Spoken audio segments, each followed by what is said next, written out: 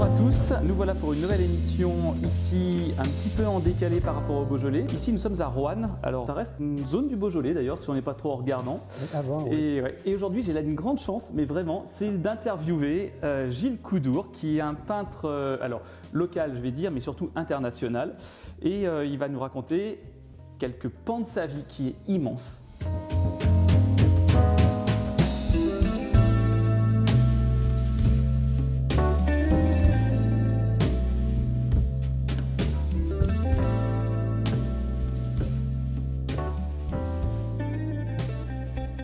Alors bonjour Gilles, toi tu es artiste peintre. Et c'est comme ça que tu te définirais ou non? Oui, bien sûr, oui, artiste peintre. Voilà. C'est vraiment ce qui t'a motivé dans la vie Disons que ma mère, qui était une fille de paysanne, peignait déjà, donc je pense que c'est une histoire de mère, fille, enfin, etc. Ma fille est super douée aussi. Alors donc voilà, et j'ai opté pour ce métier de peintre, et ma mère a eu l'intelligence de me mettre aux Beaux-Arts à Lyon, où j'y suis resté pendant 6 ans. Et là, j'ai obtenu le diplôme de décorateur ensemblier, prof de dessin, enfin voilà. Puis après, étant prof, ça m'a permis de vivre. Et puis de là, j'ai commencé à peindre sérieusement, puisque je peins depuis tout petit. Ouais, on va juste y revenir juste après. C'est inné, enfin voilà, quoi. Alors moi je commence souvent sur la rencontre et toi je me souviens t'avoir rencontré au restaurant avec mes parents. Ils m'ont dit oh regarde c'est Gilles Coudour. Alors moi j'ai dit ah oui c'est Gilles Coudour etc. Donc maman me raconte Gilles Coudour, elle me fait un petit peu ton curriculum vitae et je dis ah ouais génial, il a une super vie. Faut absolument qu'il me papote. J'ai eu une super vie. J'ai la chance effectivement qu'aujourd'hui tu me reçoives chez toi et on va repartir, on va retracer tout ça.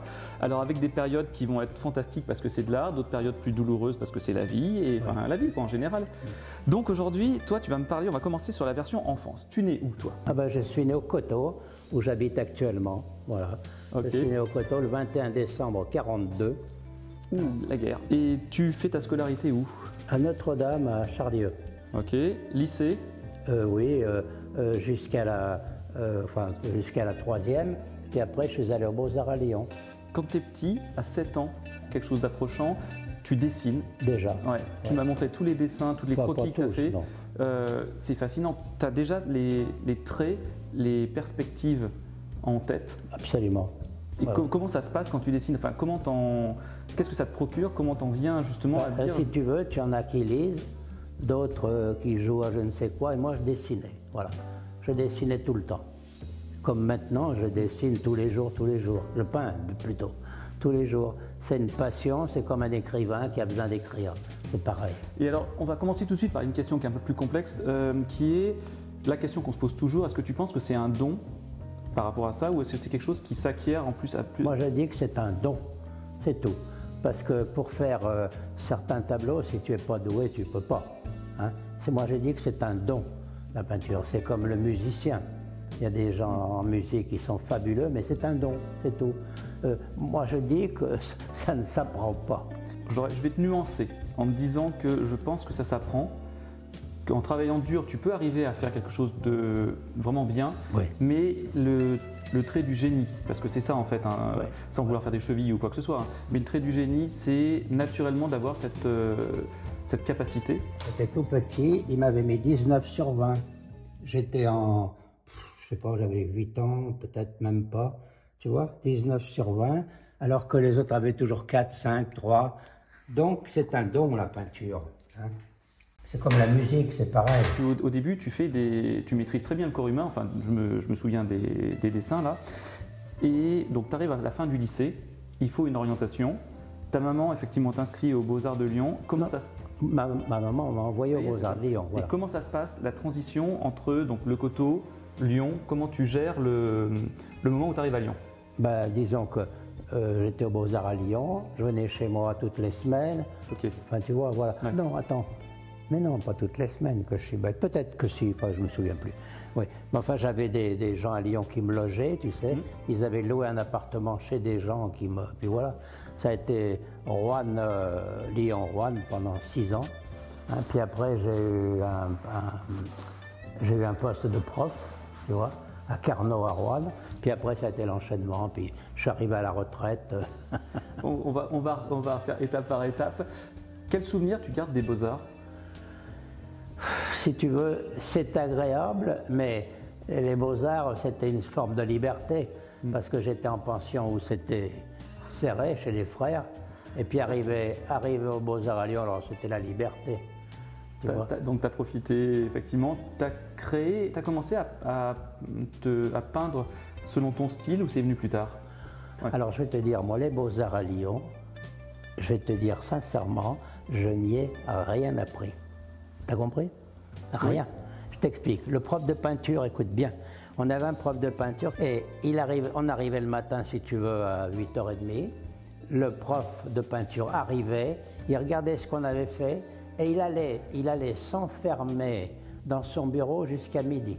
Voilà, on ne le voyait pas. Donc moi, j'ai rien appris. Aux Beaux-Arts à Lyon, je n'y ai rien appris. Mais tu vois, par exemple, si tu veux, on avait un prof de déco aussi, mais on n'apprenait rien. Le matin, on faisait du plâtre, tu sais. Alors, il y avait un plâtre sur un petit guéridon et on dessinait le plâtre, tu vois. Puis c'est tout. Hein. Après, on avait du nu. Alors, on dessinait des femmes nues et tout, mais on ne nous apprenait rien. On dessinait.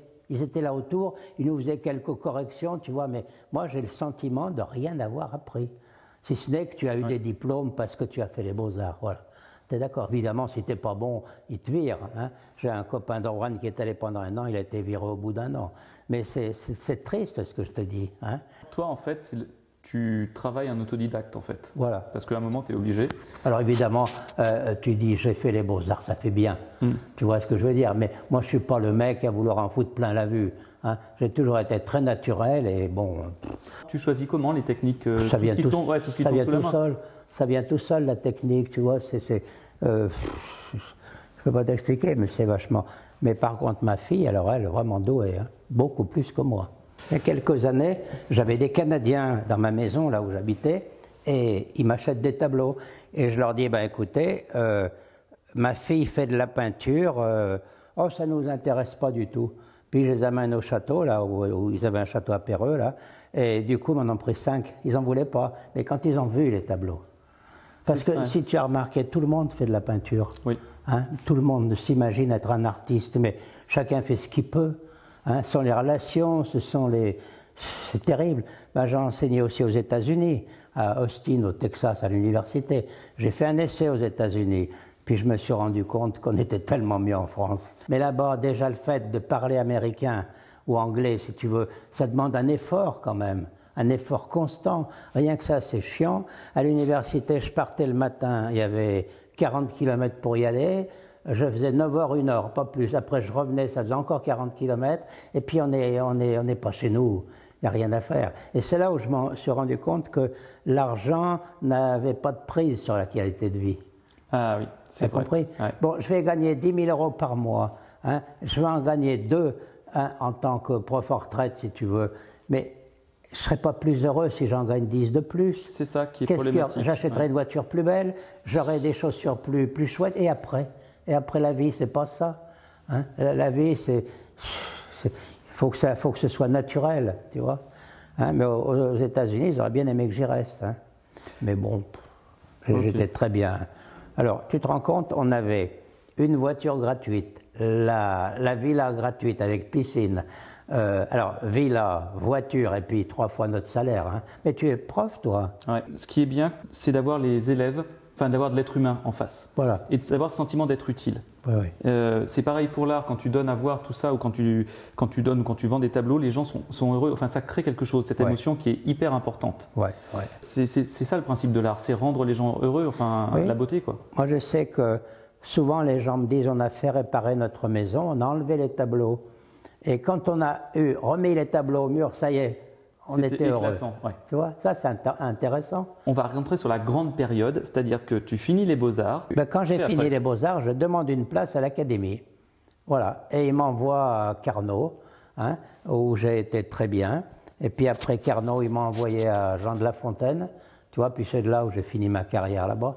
Mais à côté de ça, je peignais sans arrêt. Enfin, je peignais. Tu avais un atelier? Ah ben, chez moi, oui. J'habitais à Perreux, là, à côté, j'avais un atelier tout en arrondi, j'avais un truc super. Et puis là, il en est venu des gens là-bas. Alors justement, voilà, on y vient. Comment ça se passe? Comment ils sont venus? Et quand est-ce que vraiment ta carrière d'école, enfin ta carrière picturale d'école? Alors ma carrière d'école, je vais t'expliquer pourquoi. Je vendais de la peinture normalement, et puis j'ai un ami de Paris qui vient, et puis il va voir à l'époque Pierre Troisgros. Il lui dit, mais il y a un artiste chez vous, il faut absolument que vous le preniez chez vous, tu as compris? Et là, j'y suis resté 17 ans chez Troisgros. Hein, T'exposais dans le restaurant? Dans le restaurant, donc, tu vois, alors là, j'ai connu évidemment Michel Sardou, j'ai connu, enfin, tous les gens qui venaient chez Troisgros, voilà. Et c'est de là où c'est parti. Et puis, comme Sardou, qui m'a pris 26 tableaux d'un coup. Alors, un jour, ça s'est passé drôlement. J'ai exposé donc en salle, et Sardou vient le lundi pour un récital du lundi après. Puis il voit un tableau qui lui plaisait beaucoup, il ne savait pas ce que c'était. Il revient 8 jours après, il dit à Jean Troisgros, mais le tableau qui était ici, où il est?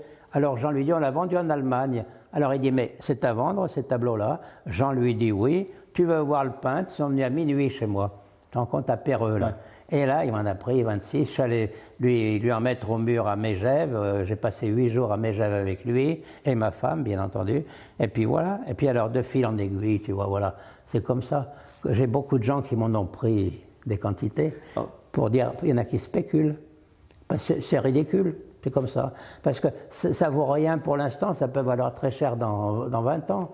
Moi, j'ai des gens qui m'en ont acheté, qui les mettent au grenier. C'est ridicule. Et à la salle des ventes, tu vas en avoir de coups d'ours qui vont faire 300-400 €, tu vois, qui vont rien faire du tout. Mais à Rouen, à la salle des ventes, on achète des tableaux anciens, voilà. Toi, tu as sur tes tableaux une marque qui te caractérise. Le rond? Ouais. Oui, bah pourquoi? C'est la lune, c'est le soleil, c'est tout. Et quand j'ai commencé à le mettre, ben, il a fallu que je continue. Alors, pour te dire, je vends un grand tableau à Los Angeles ou je ne sais où. Non, dans les îles. Enfin, peu importe. Je vends un très grand tableau. 4 fois comme celui-là, parce que j'ai fait beaucoup de grands tableaux, 4 fois comme celui-là. Et le tableau arrive à la Guadeloupe ou je ne sais où, il n'y avait pas le rond. Le tableau est revenu de la Guadeloupe pour que je fasse le rond. Le marchand de tableaux, 2 ou 3 ans après, me dit, la dame veut échanger son tableau contre 2 plus petits. Le tableau revient à Perreux, où j'habitais, enfin à Rouen, si tu veux. Christophe Lambert circulait dans le coin, fut un temps. Hein, et son secrétaire, comme j'avais récupéré le tableau, me dit, tu me vends le tableau parce qu'il se marie à Los Angeles. Le tableau est reparti à Los Angeles. Mais tu t'imagines? Il y a des trucs dingues. Hein. Alors, le tableau part à la Guadeloupe ou à la Martinique. Bon, il y part. Il revient. Il y repart. Il revient et repart aux États-Unis. Et avec ma femme, on regarde la télé et on voit Christophe Lambert avec le tableau sur le mur. Et des trucs comme ça, je pourrais t'en raconter. Justement, raconte. Oui, si, il y a le truc de la piscine. De Sardou? Oui, ça je le veux bien. Je veux bien que tu me le racontes. Oui, si tu veux, la première fois que j'ai rencontré Sardou, c'est chez les Troisgros. Là, il m'a acheté beaucoup de tableaux. Puis après, un jour, il me téléphone, il me dit, je voudrais que tu me décores ma piscine. Il avait acheté un hôtel particulier, il y avait une piscine intérieure avec des vieux tableaux, tu sais, des marines. Alors il m'appelle et il me dit, tu vois, j'aimerais que tu me fasses quelque chose. Il y avait 9 tableaux de 3,75 m. Tu t'imagines? Alors quand il a fallu faire ça, et puis alors il me dit, tu me fais des colonnes romaines, et alors moi les colonnes romaines, j'en ai rien à foutre, je lui ai fait des oiseaux. Alors tous les architectes étaient ravis parce que ça avait de la gueule, tu vois. Et il dit, quel con ce coup d'ours, je lui demande des colonnes, il me fait des oiseaux, tu vois. Et puis voilà, puis après on est devenus copains, puis voilà. Mais enfin bon. Alors comme il me dit, il passe un peu pour un bourru, mais il me dit, tu sais, il y a 100 personnes qui veulent me voir par jour.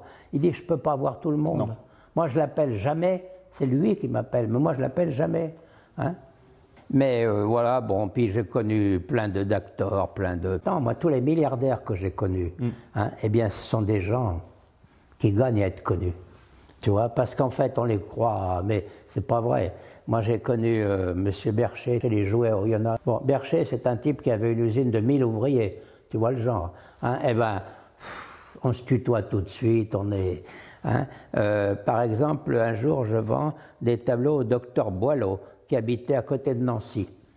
On arrive chez le docteur Boileau pour lui livrer les tableaux. Il était 17 h. il me dit, bon, alors tout de suite il me tutoie, bon écoute, tu viens avec moi. Je me suis demandé, il voulait m'emmener, c'est encore un truc marrant ça. Le mec m'emmène dans son 4x4 dans une de ses chasses. Imagine un terrain de chasse de 400 hectares tout entouré de grillages. Tu t'imagines le coup, hein? Ouais. Son père était maire sénateur de Nancy. Tu vois un peu le genre, des trucs incroyables. J'ai pris les choses naturellement. Tu vois, il n'y a rien qui m'a... Parce qu'en fait, je trouve que la vie, c'est tellement... D'abord, c'est la chance, hein, c'est la chance, et puis le hasard. Alors le hasard, c'est Einstein qui disait, je crois que c'est lui, oui, il disait, le hasard, c'est quelque chose que l'on n'ose pas appeler Dieu. Vrai ou faux? Et il n'était pas croyant. Non. Hein, mais il l'a été à la fin de sa vie. Mais c'est vrai, le hasard. Un jour, j'étais à Megève, là, et on était au casino, puis il y a une dame qui était à côté de moi, je la trouvais sympa. Je lui dis, madame, vous êtes italienne? Hein? Elle me dit, non, je suis du Bahreïn, c'était une arabe. Elle me dit, qu'est-ce que vous faites dans la vie? Je lui dis, je suis peintre. Vous êtes peintre? J'ai envie de tableaux. Bon, de Megève, tu vois un peu, je viens à Rouen, je remplis ma voiture de tableaux, elle m'a tout pris. Tu vois? Non mais, c'est bien le hasard. Oui. Des trucs comme ça, alors... C'est fou de voir ça, mais j'ai eu des trucs... Bon, les États-Unis... Alors les États-Unis, je vais te dire comment j'y suis allé. Je fais une expo à Paris, à la galerie... Non, oui, rue Jacob, je crois que c'était, ou rue de Seine. Et il y a une Américaine qui était emballée par mes tableaux. Bon, ok. Et elle m'a invité à aller à l'université d'Austin. Alors, tu vois ce qu'on gagne en tant que prof chez nous. Et ben là, j'avais 3 fois le salaire, puis villa, machin et tout. Les Américains, quand ils te volent, ils payent, hein, tu vois. Et puis c'est tout. Puis après, j'ai exposé à Atlanta, à la Summit Gallery à Londres, enfin. Alors, curieux, oui, c'est... Et puis voilà. Et comme je t'ai dit, encore une fois, qu'est-ce qu'on a de plus? Le fait peut-être d'avoir voyagé, d'avoir vu des cultures différentes en vrai, c'est-à-dire pas seulement à la télévision ou dans les livres, et c'est pas la même chose de les côtoyer. Moi j'ai fait l'Algérie, j'ai fait la coopération en Algérie, c'est-à-dire que où on faisait l'armée, où on allait enseigner dans un pays étranger. Et je suis allé avec ma femme en Algérie, ça s'est très bien passé, mais si tu veux, c'est totalement différent de chez nous. Alors les Arabes là-bas, très bien. Parce qu'ils sont chez eux, tout, très accueillants et tout. Chez nous, ce sont les jeunes qui déconnent, tu vois, mais les vieux comme nous, ils sont tranquilles. Là aussi, ils auraient voulu que, excuse-moi, ils auraient voulu que j'y reste, mais qu'est-ce que tu veux que je fasse en Algérie? J'étais à Constantine. Constantine, c'était très bien, mais enfin bon, là on était jeunes. Hein. Moi, j'ai un ami, là, il voulait qu'on aille au Canada. Moi, je serais partant. J'aurais été partant. Ma femme n'a pas voulu y aller à cause de sa famille. Ma femme n'a pas voulu y aller et elle a eu raison. Qu'est-ce que tu veux? S'expatrier. On te fait miroiter. C'est toujours la même chose, l'argent, c'est vrai. Il y a un truc qui doit te parler, c'est la création de tes tableaux. Parce que quand tu peins, tu es ailleurs, logiquement. Ben, si tu veux, je suis dans mon tableau. Ouais, c'est ça. Et ça m'évite de trop penser. Ouais. Hein? On est d'accord. Voilà, je fais. Et puis tu vois, là, je préfère celui-là, là, mais sans arrêt, je dis, il manque ci, il manque ça. Il y a un peintre qui s'appelait Bonnard, on en a parlé, et Bonnard n'était jamais satisfait de son tableau. Il allait au Louvre, il mettait quelques petits tubes de peinture dans sa poche et 2 pinceaux, parce qu'il avait vendu des tableaux de son vivant au Louvre. Hein. Et il regardait si le gardien n'était pas là. Et il faisait des retouches. Voilà, sans arrêt. Et moi, quand je vois un tableau, je me dis, tiens, ça va pas, ça va pas, puis bon, bah, parce qu'il y a des tableaux qui valent rien, hein. Il y a des tableaux qui valent pas un clou, mais il y en a qui sont intéressants. Moi, j'en ai fait de très beaux, puis de très mauvais. Comment tu estimes à un moment que, tant pis, ton tableau, il est fait? Il est fini? Ouais. Bon, c'est instinctif, bon, voilà, il est fini. Hein. Mais enfin, comme dit Madame Gagné, de toute façon, pourvu qu'on parle de toi.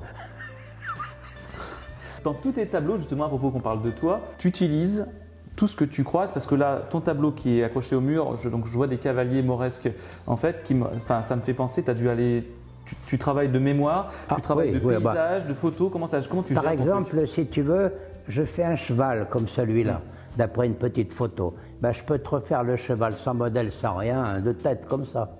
Moi, je suis né de famille de paysans et on a une âme de paysan malgré tout. Et d'ailleurs, c'est bizarre. On t'a laissé peindre et on a laissé peindre ta mère à la campagne parce que la campagne, d'habitude, il fallait travailler et tu n'avais pas le temps pour l'art avant. Et toi, tu as eu de la chance, comme tu me disais, d'avoir cette possibilité, ta mère, d'avoir cette possibilité. Autrement, tu sais ce que je ferais? Non. J'aurais été ouvrier à l'Arsenal.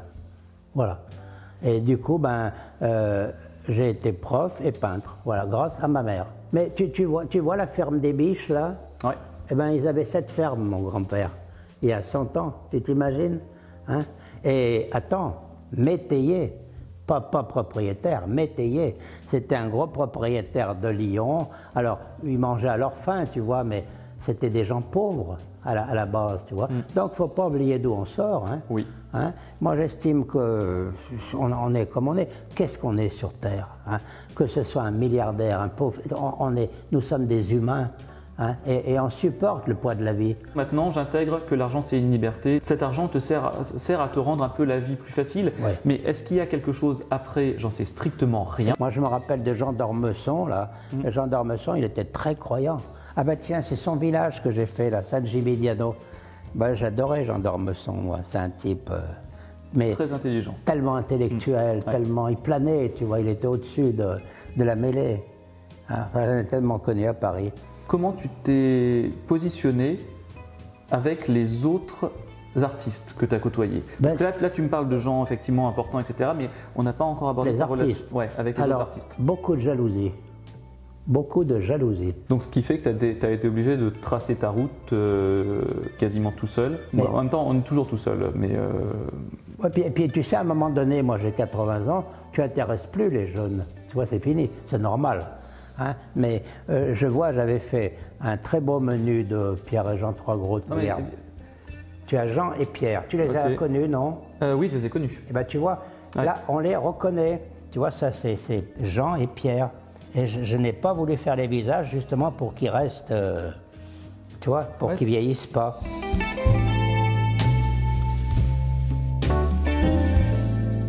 Je faisais un grand tableau, tu vois, très très grand, et après on le réduisait en menu.